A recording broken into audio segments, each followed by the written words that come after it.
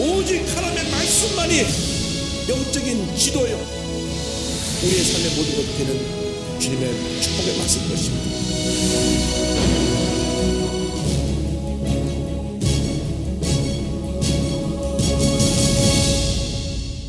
오늘 특별히 사울 왕에게 임한 성령에 대해서 함께 말씀을 공부하기 원합니다. 구약 시대에 세 종류의 지도자에게 기름을 부어서 그 직분을 맡깁니다. 왕을 세울 때 기름을 붓습니다. 그 기름 붓는 것은 하나님 앞에서 하나님의 은혜로 나라를 잘 다스리라고 하는 그런 의미로 왕에게 기름을 붓습니다. 그 다음에 선지자에게 또 기름을 붓습니다. 선지자는 하나님 편에서 하나님의 음성을, 하나님의 말씀을 백성들에게 전하는 중요한 위치이기 때문에 선지자에게 기름을 부어서 이 기름 부으심을 받고 선지자 역할을 감당하는 것입니다. 세 번째가 제사장입니다. 제사장은 사람 편에서 제사를 하나님께 올려드리는 그러한 직분인데 기름을 붓습니다. 그래서 왕과 선지자와 제사장 세 직분자에게 기름을 부었습니다. 선지자는 하나님 편에서 우리 인간에게, 제사장은 인간 편에서 하나님께 나아가는 것이고, 왕은 그 중간에서 하나님의 명령을 따라 백성을 다스리는 것입니다. 그런데 사사시대 400년이 지나고 나면서부터 이스라엘 백성들이 우리에게 왕을 세워주세요, 왕을 세워주세요, 왕을 세워주세요. 사무엘이 그들을 말합니다. 왕을 세우면 너희들이 더 힘들 것이다. 왕이 너희들에게 많은 것을 요구하게 될 것이고, 너희들은 그 왕의 종이 되어야 될 것이고, 그래도 우리는 왕이 필요합니다. 다 이웃에는 왕이 있는데 왜 우리나라는 왕이 없습니까? 그래서 사무엘이 왕을 세우는데 하나님께서 사울이라고 하는 청년을 택해서 기름을 부어라. 그래서 이 사무엘이 사울에게 기름을 붓는 장면이 사무엘상 10장에 나옵니다. 1절과 5절 6절을 보겠습니다. 이에 사무엘이 기름병을 가져다가 사울의 머리에 붓고 입맞춤에 이르되, 여호와께서 내게 기름을 부으사 그 기업의 지도자로 삼으셨지 아니하셨느냐? 그 후에 내가 하나님의 산에 이르리니 그곳에는 블레셋 사람들의 영문이 있느니라. 내가 그리로 가서 그 성읍으로 들어갈 때 선자의 무리가 산당에서부터 비파와 소고와 저와 수금을 앞세우고 예언하며 내려오는 것을 만날 것이요, 내게는 야훼 영이 크게 임하리니 너도 그들과 함께 예언을 하고 변하여 새 사람이 되리라. 하나님께서 이제 사울을 왕으로 택하기 위해서 먼저 기름을 붓습니다. 하나님 앞에서 우리가 언제나 준비가 되어 있어야 됩니다. 하나님 영혼에서 쓰임받을 준비가 되어 있어야 됩니다. 늘 영적으로 깨어 있어서 기도하고 말씀 묵상하면서 주님, 언제든지 나를 택하여 주님의 일을 할 수 있게 하여 주옵소서. 근데 사울이 택함 받은 것, 그 이유 중에 하나는 그는 그 집에서 아버지 말을 잘 순종한 효자였습니다. 효자.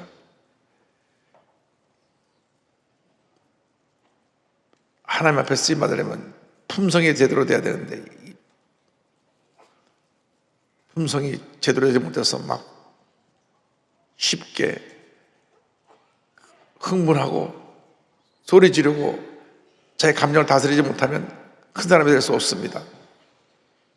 부모님 말씀에 네 해야 되는데 한마디 하면 두마디 하고 두마디 하면 세마디 하고 이래서 절대 복받은 인생을 살 수가 없습니다.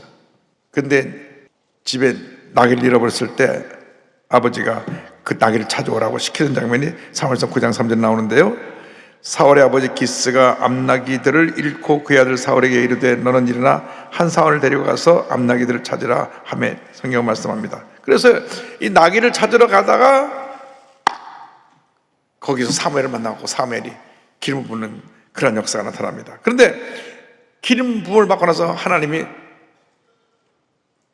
사울에게 새 마음을 주셨습니다. 사무엘상 10장 9절 10절입니다.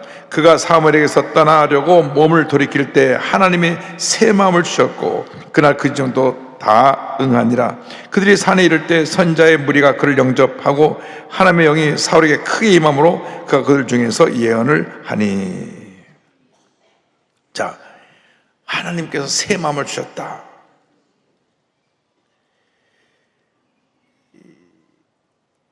영어 성경 번역한 내용들을 한 7-8곳을 찾아보니까 새 마음 주었다라고 번역되어 있는 여러 곳이고, 또 another heart, 또 다른 마음을 주셨다.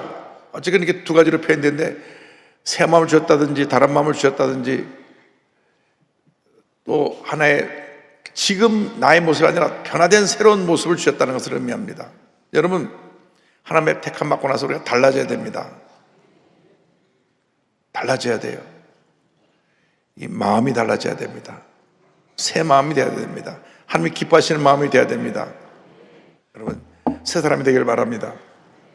그런데 사울 왕을 칭찬할 또 하나의 것은 아버지에게 순종하고 하나님 앞에서 그가 맡겨진 일에 최선을 다했을 뿐 아니라 굉장히 겸손한 자였다.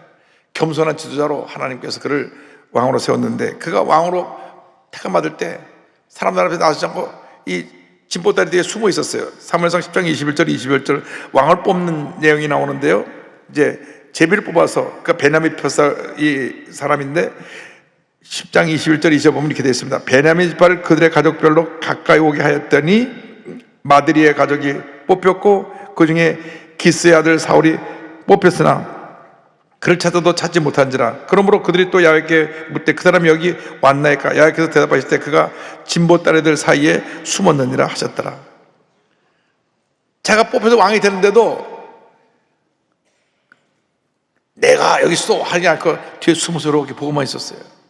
보통 사람들은 이렇게 뭔가 하나 이렇게 직분만 줘도 내가 보통 사람이 아니요. 그래서 옛날에 사람에게 완장을 채워보면 안다, 그런 말이 있어요. 그거 아무것도 아닌데 한번 완장을 채워놓으면 니들 내 말 들어야 돼. 그래서 우리는 직분을 받은 바대로 겸손해야 되는 것입니다. 겸손. 그런데 이제 성령께서 임해서 전쟁에 나갈 때 사울과 함께하는 내용이 사무엘상 11장에 나옵니다. 암몬 사람과 전쟁할 때 성령이 임했습니다. 사울이 이 말을 들을 때 하나님의 영이 크게 감동되며 그의 노가 크게 일어나 암몬이 쳐들었다는 말을 들으니까 성령께서 역사해 주셔서 마음에 감동을 줬어요.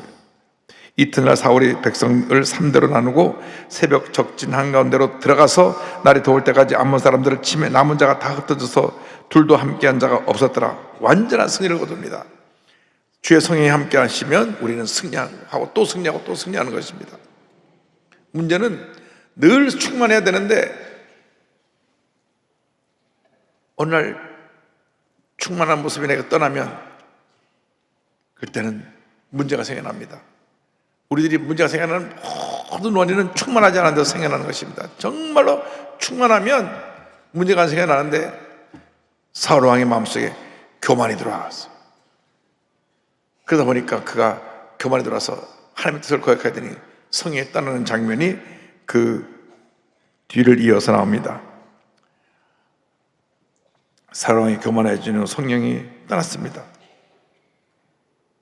하나님의 뜻에 전적으로 순종하지 않고 자기 뜻대로 자기 생각대로 결정하고 판단한 일이 생겨납니다.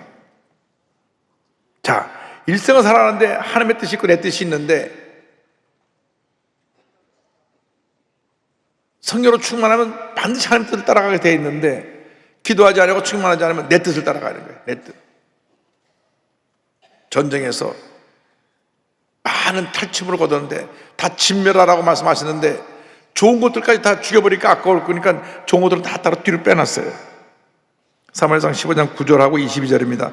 사울과 백성이 아각과 그의 양과 소의 가장 좋은 것 또는 기름진 것과 어린 양과 모든 좋은 것을 남기고 진멸하기를 즐겨하지 아니하고 가치 없고 하찮은 것은 진멸하니라. 하나님께서 다 진멸하라고 하시더라. 다 진멸하라. 그런데 좋은 것들은 싹 빼놓고 좀 갇혔고 좀 진멸해도 별 손에 안 가서 그만 진멸했습니다. 그때 하나님이 기뻐하지 않으셨습니다. 사무엘에 와서 이렇게 경고합니다. 사무엘이 이르되 야훼께서 번제와 다른 제사를 그의 목소리를 청정하는 것을 좋아하신 것 같이 좋아하시겠나이까. 다 같이요. 순종이 제사보다 낫고 듣는 것이 수장의 기름보다 나으니. 아멘. 여러분, 복받는 비결은 말씀에 순종하는 것입니다. 순종. 하나님 말씀에 하지 말라 하면 하지 마는 것이고 하라 하면 하면 돼요. 근데 내가 스스로 판단해 갖고 하지 말라는 것을 하고 하라는 것을 하지 않으면 그 죄를 짓는 것입니다. 하나님 뜻을 따라야 되는데 우리가 영적으로 나태해지고 때로는 영적으로 교만해져 가지고 내 뜻을 앞세워 가지고 그리고 하나님 뜻을 거역함으로 말미암아 죄를 짓게 되고 결국은 하나님께 버림을 받게 됩니다. 사울왕이 버림을 받게 돼요. 왜? 사울왕이 먼저 하나님을 떠났기 때문에 하나님이 그걸 버린 겁니다. 그래서 그 뒤에 사무엘상 15장 뒤에 23절에 이렇게 나옵니다. 이는 거역한 것은 점치는 죄와 같고 완고한 것은 사신 우상에게 절한 죄와 같음이라. 왕이 야훼의 말씀을 버렸으므로 야훼께서도 왕을 버려 왕이 되지 못하게 하셨나이다 하니. 하나님의 뜻을 거역하는 것은 점치는 것과 같다 그랬어요. 우상에게 절하는 것과 같다 그랬습니다. 그래서 사무엘이 26절에 사울에게 이르되 나는 왕과 함께 돌아가지 아니하리니 이는 왕이 야훼의 말씀을 버렸으므로 야훼께서 왕을 버려 이스라엘 왕이 되지 못하게 하였음이니라 이다 하고. 아주 중요한 말씀이었습니다. 왕이 무엇을 버렸다고? 하나님의 말씀을 버렸다. 여러분, 말씀을 주야로 묵상하시기 바랍니다. 말씀을 읽고 또 읽고 또 읽고 또 읽어서 말씀이 내게 보여주는 그 길을 가면 됩니다. 내 길을 가는 것이 아니라 말씀이 보여주는 하나님의 길을 가야 돼. 하나님의 길. 그럼 복을 받습니다. 여기 복 받는 것이 모든 복 받는 길이 이 속에 다 담겨 있어요. 복 받는 방법, 복 받는 길, 복 받는 삶, 복 받는 우리의 인생의 원리가 다 여기 있어요. 그런데 하나님 말씀을 따르지 아니하고 내 생각 내 뜻을 따라 살다 보니까 문제에 빠지게 되고 어려움에 빠지게 되고 많은 고통을 느끼게 되는 것입니다. 사울왕이 그렇게 아버지 말씀도 잘 듣고 그렇게 겸손하고 그러던 사울왕이 왕이 되고 나서 내가 하다 보니까 하나님이 하지 말라는 것을 앞장서서 하게 되고 그래서 하나님 앞에 버림을 받게 된 것입니다. 자, 그 다음에 더 문제입니다. 성령이 떠나니까 악령이 임했습니다. 이게 더 문제입니다. 16장 14절에 야훼의 영이 사울에게서 떠나고 야훼께서 부리시는 악령이 그를 번뇌하게 한지라. 여러분, 얼마나 큰 비극입니까? 이스라엘의 첫 번째 왕으로 기름 부음을 받아서 전쟁에서 승리하고 하나님 앞에서 큰 업적을 남긴 그가 하나님 명령을 순종하지 않고 자기 뜻대로 일을 행함으로 진멸해야 될 걸 진멸하지 않고 나중에 보면 또 하나님 앞에서 제사장이 드려야 할 제사를 자기가 대신 드려버리고 그래서 결국 사울왕은 성령이 떠나고 나니까 악령이 들어와가지고 문제를 일으킵니다. 사실 교회를 힘들게 하는 것이 교회 밖에 믿지 않는 사람들보다는 교회 내에 성령이 떠나서 악령이 임한 사람들이 문제를 일으키는 겁니다. 이 교회는 만민이 기도하는 집입니다.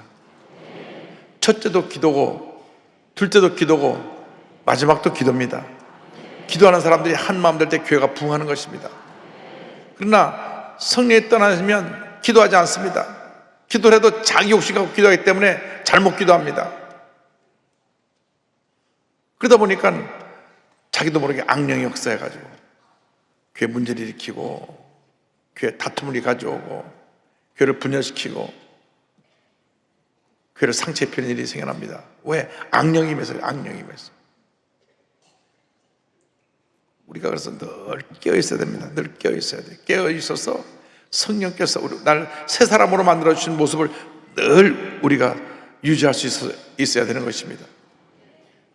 이 사울 왕의 얘기가 다른 사람의 얘기가 아닙니다. 우리 얘기입니다. 우리가 막 잘 나갈 때, 잘 될 때, 교만해지면, 성이 떠나면 앙림해가지고 교회에 피해를 입힐 수 있는 그러한 잘못을 할 수 있기 때문에 우리가 늘 깨어 있어서 늘 성에 충만해서 하나님 기뻐하시는 삶을 살아가는 주님의 자녀가 되어야 할 것입니다. 그 다음에 사울이 계속해서 잘못된 행동을 합니다. 공을 세운 다윗을 시기하여 죽이려 합니다. 18장에 가보면 8절 11절 이 말씀이 있습니다. 사울이 이렇게 말합니다. 사울이 그 말에 불쾌하여 심히 노하여 이르되 다윗에게는 만만을 돌리고 내게는 천천만 돌리니 그가 더 얻을 것이 나라 말고 무엇이냐 하고, 그가 스스로 이르기를 내가 다윗을 벽에 박으리라 하고, 사울이 그 창을 던졌으나 다윗이 그의 앞에서 2번 패했더라. 그 큰 공을 세운 다윗을 창을 던져서 2번이나 던져 죽이려고 그랬습니다. 다윗이 그때마다 창을 잘 피했는데, 죽이려고 하는데 이제는 좀 합법적으로 죽여야 되겠다. 그래서 내가 너를 내 사위를 삼을 테니까 블레셋 사람들의 양피를 100개를 갖고 와라. 블레셋 사람 100명 죽여고 그 표적을 갖고 오라는 하는 것입니다. 그래서 블레셋 사람 싸우다 죽게 하려고 내보냈더니 오히려 가서 200명을 죽여 갖고 왔어요. 그래갖고 사회가 됐는데 더 미워요. 저 나가서 칼에 맞아 죽자고 살아와갖고 자기 딸하고 결혼했으니, 그래서 내가 널 죽여버리겠다. 부하를 보내갖고 자기 딸 집에 있는 자기 사위를 죽이러 보냅니다. 사무엘상 19장 15절에 보니까 사울이 또 전령을 보내어 다윗을 보라 하며 이르되 그를 침상째 내게로 들고 오라. 내가 그를 죽이리라. 이렇게 말합니다. 지금 다윗이 아파서 누웠다고 그 미갈이 보고 나니까 아예 침대 쳐들고 와라. 그냥 가서 죽여버리겠다. 아니, 자기 사위고 자기 딸이 사랑하는 딸의 남편인데, 나라의 공로를 세운 사람인데 사울왕에게 잘못한 것이 아무것도 없어요. 백성들이 다윗을 좋아하는 죄밖에 없어요. 죽이겠다는 겁니다. 그리고 다윗이 피하여서 그 노베 그 제사장이 있는 곳에 잠깐 머물렀다가 거기서 골리앗의 칼도 받고 거기서 물린 진설병 떡도 얻어서 먹었는데, 그 얘기를 듣고 나서 다윗을 숨긴 죄로 노베 제사장들과 그 모든 가족을 다 죽여버립니다. 사무엘상 22장 18절 19절이 이렇게 되어 있습니다. 왕이 도에게 이르되 너는 돌아가서 제사장들을 죽이라 하매 에돔 사람 도액이 돌아가서 제사장들을 쳐서 그날에 세마포 에봇 입은 자 85명을 죽였고, 제사장들의 성읍 놉의 남녀와 아이들과 젖 먹는 자들과 소와 나귀와 양을 칼로 쳤더라. 얼마나 사울이 악령에 들어서 포악해졌는지, 하나님의 종을, 손도 못 대는 하나님의 종을 다 죽여버리고, 그 가족들 젖 먹는 애까지 다 죽이고, 그 집에 소하고 나하고 나귀와 양은 또 무슨 죄가 있어요? 영무도 모르고 다 죽임을 당했어요.